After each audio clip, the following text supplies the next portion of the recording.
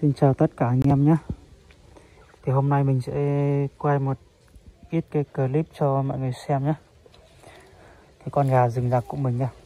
Thì hôm trước mình cũng đã quay một lần cho mọi người cùng xem rồi. Hôm nay mình lại quay tiếp nhé.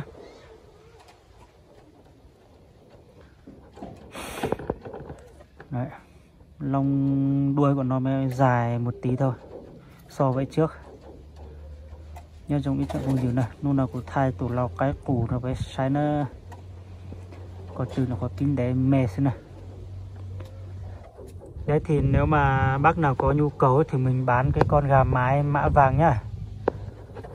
Đấy cái con gà mái mã vàng này nhá. Mình sẽ bán cái con đấy đi nhá.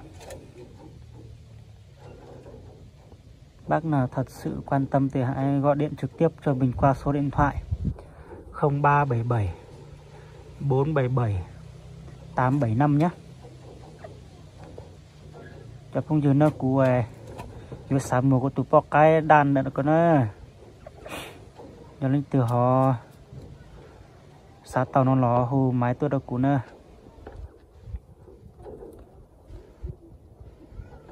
Đấy cái con gà mã vàng, con gà mái mã vàng F3 nhé mọi người nhé.